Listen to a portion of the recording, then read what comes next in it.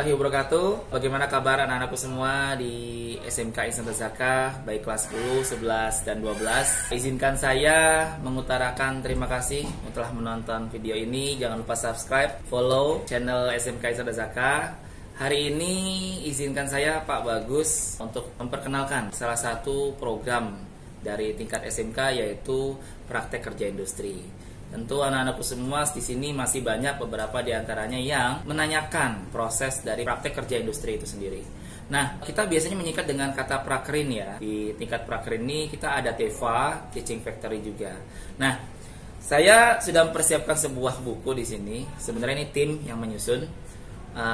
Buku ini adalah buku jurnal untuk panduan ataupun nanti pengisian proses pelaksanaan praktek kerja industri. Hari ini nanti silakan ditonton prosesnya seperti apa pengisiannya dan bagaimana mungkin anak-anakku sekalian menjalankan proses ini dengan penuh tanggung jawab. Proses ini berjalan sekitar 3 bulan hingga 6 bulan. Nah, tentu ini kembali ke kebijakan dari pihak industri. Nah, program kami adalah salah satunya meningkatkan produktivitas, kualitas lulusan SMK Ihsan Tazakah yang siap kerja. Di mana kita sudah memasuki era digitalisasi, tentu anak-anakku semuanya ingin lulus dari SMK Ihsan Tazakah siap berwirausaha, siap bekerja, memiliki daya saing yang luar biasa. Salam sehat, SMK bisa, SMK hebat, SMK Ihsan Tazakah luar biasa.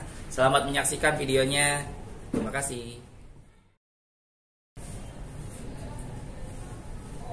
Ini adalah jurnal panduan penyusunan praktek kerja industri, Prakerin, dan Teaching Factory TEFA, Sekolah SMK Ihsan Tazakah. Di sini anak-anakku sekalian bisa melihat dengan cover berwarna hijau, bisa mengisi data identitas pribadi, baik nama siswa secara lengkap, NIS, nomor induk siswa, kelas, dan nama industri atau instansi yang akan ditempatkan. Selanjutnya pengisian masih sama. Di lembar berikutnya itu pengisian data identitas lebih lengkap. Silakan nanti dilihat. Data nama di sini nama siswa tentunya yang memegang buku jurnal tersebut. Ada kelas, NIS, program keahlian atau jurusan, email sekolah sudah tertera di sini. Tempat prakerin tentunya nama perusahaan atau industri di mana anak-anakku ditempatkan, nama industri atau instansi ditempatkan sesuai dengan kelengkapan nama industri dan alamatnya. Oke. Berikutnya di jurnal pertama ini anak-anakku mengisi kembali nama identitas pribadi, baik nama, program keahlian, kelas, dan NIS.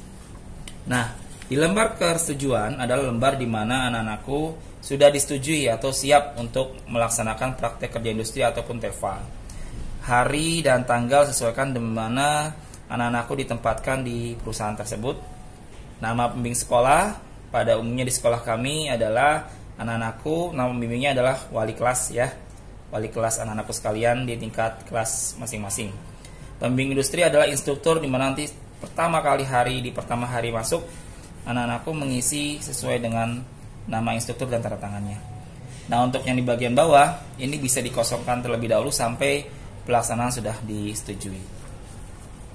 Berikutnya lembar pengesahan. Nah, lembar pengesahan ini adalah lembar pengesahan terakhir ya kalau selama pelaksanaan program praktek kerja industri sudah selesai atau TEFA, maka disahkan untuk telah disetujui bahwa telah selesai pelaksanaan praktek kerja industri. Berikut dengan tanggal dan harinya. Nah, di sini untuk lembar pengesahan itu tentu hari dan tanggalnya diisi dengan hari tanggal terakhir untuk praktek kerja industri. Oke, nah ini bagi anak-anak sekalian mohon sebelum melaksanakan praktek kerja industri, ini adalah pedoman etika siswa praktek kerja industri dan TEFA. Tolong dibaca dengan baik karena ini adalah prosedural atau SOP yang standar di dunia industri.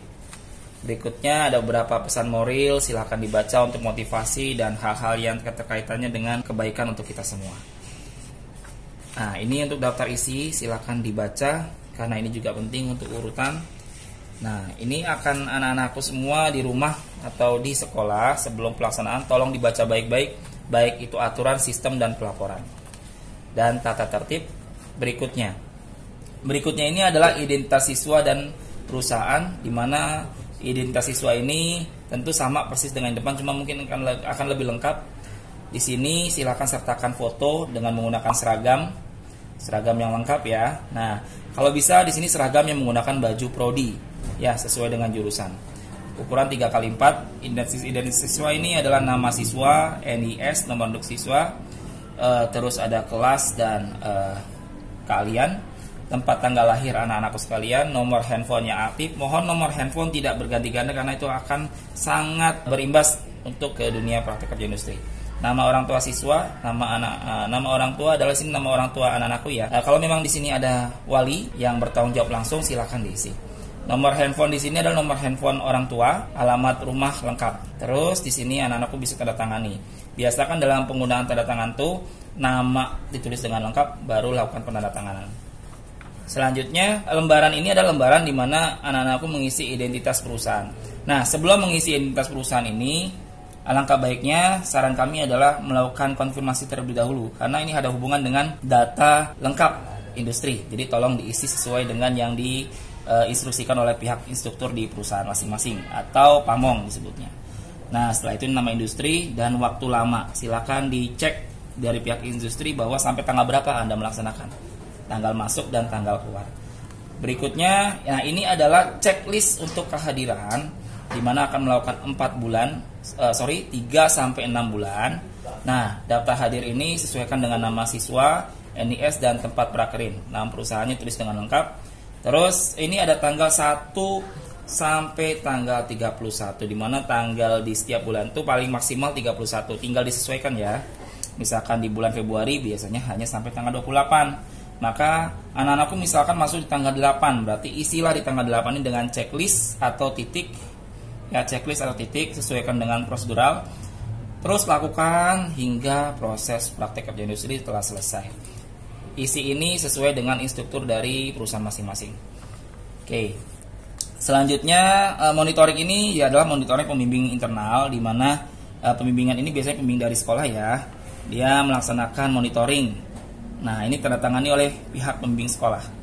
Catatannya misalkan anak-anakku ada permasalahan kah atau ada masalah hal-hal yang kira-kira perlu ditingkatkan, mari kita bisa bersama-sama meningkatkan dengan lebih baik produktivitasnya sesuai dengan hasil monitoring yang dilakukan oleh pembimbing.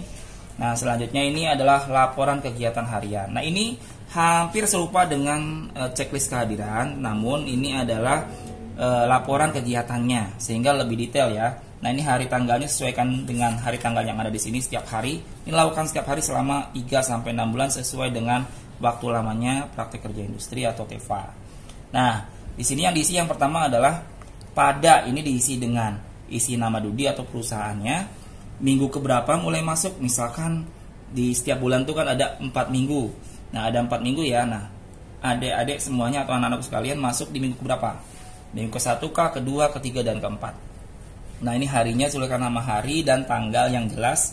Mulainya jam berapa masuknya, pulang jam berapa selesainya. Kegiatannya dilaksanakan dengan kegiatan apa di hari itu Anda melakukan. Ini sesuaikan dengan pihak instruktur. Jadi jangan melakukan pengisian tanpa sepengetahuan beliau. Karena akan apa? Akan berhubungan dengan target yang diisi sama para pihak pamong atau instruktur perusahaan. Ini dilakukan selama 6 bulan. Dan ini ada 6 hari di mana dalam 1 minggu itu biasanya efektifnya 5 sampai 6 hari. Jadi setelah 1 minggu ditandatangani oleh pihak siswa dan pembimbing dari industri.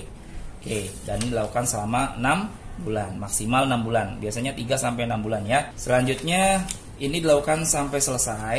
Manakala nanti setelah selesai, ini kan hubungannya dengan pelaporan untuk pembuatan laporan prakerin dan sidang ya. Nah, terakhir ini adalah penilaian evaluasi, di mana ini kembali ke pihak industri ya. Kalau di pihak industri memiliki form atau standar penilaian itu sendiri, ini tidak perlu dilakukan. Ya, biasanya ada pihak industri yang sudah punya standar sendiri, nggak masalah, ini sudah dipersiapkan. Manakala memang dari pihak industri mengikuti program sekolah, biasanya melakukan dengan hal yang sama seperti ini, atau mengikuti form penilaian yang dari pihak industri. Jadi disesuaikan saja ya, Naya. Ini dilakukan biasa di akhir. Jadi di akhir udah mau selesai, ini diisi. Jadi silahkan konfirmasi dengan pihak industri. Kalau sudah ada berarti ini tidak perlu diisi dan diikuti dari pihak industri. Selanjutnya sampai selesai. Nah, sudah selesai. Ini biasa dari pihak industri itu ada yang namanya saran dan komentar. Anak-anakku silahkan minta, Pak atau Bu, saya ada ini Bu, mungkin dari Bapak Ibu ada saran dan komentar buat saya, silakan. Nah ini biasanya tambahan, ya sifatnya tambahan, tidak wajib. Nah ini untuk catatan ketidakhadiran, kalau anak-anakku tidak hadir di hari apa, tanggal berapa, silakan isi alasannya, terus diparaf di sini, gitu dengan pihak industri dan diketahui oleh instruktur, diketahui dari pihak pembimbing sekolah. Nah permasalahan dan penanganannya. Biasanya kalau anak-anakku selama prakerin ada penanganan, ada masalah, biasanya ada penanganan dari pihak industri, itu silahkan diisi. Ini yang isi siapa? Yang isi adalah anak-anakku sekalian. Jadi biar jadi ada evaluasi untuk ke depan.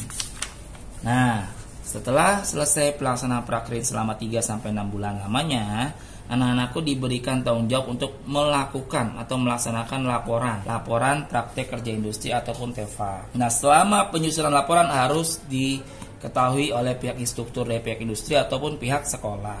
Nah, untuk pembimbingan itu hanya dilakukan oleh pembimbing sekolah, yaitu wali kelas Anda. Nah, contohlah di materi bimbingan ini harus dibawa ya, jurnalnya harus dibawa agar terstruktur apa saja yang sudah dilakukan. Materi bimbingan yang pertama biasanya adalah pengajuan judul laporan, tanggal berapa dilakukan dan ditandatangani oleh pihak pembimbing sekolah. Nah, kalau sudah selesai, terakhir tuh ini minimal 6 ya, 6 kali bimbingan. Paling bagus 8 ataupun sampai 10. Nah, biasanya di sini kalau sudah selesai ada tulisan ACC, siap disidangkan. Berarti anak-anakku sudah siap untuk sidang praktek kerja industri. Selamat berjuang semuanya anak-anakku. Nah, sebelumnya saya mengingatkan kalau anak-anakku ada yang belum paham tentang penyusunan, bisa dibaca di bagian akhir panduan untuk penyusunan laporan prakerin. Nah, semoga apa yang diberikan hari ini semua sesuai dengan harapan. Sukses semuanya. Terima kasih. Assalamualaikum warahmatullahi wabarakatuh. Jaga kesehatan. SMK bisa, SMK hebat. Kalian juara luar biasa. Terima kasih. Jangan lupa subscribe ya.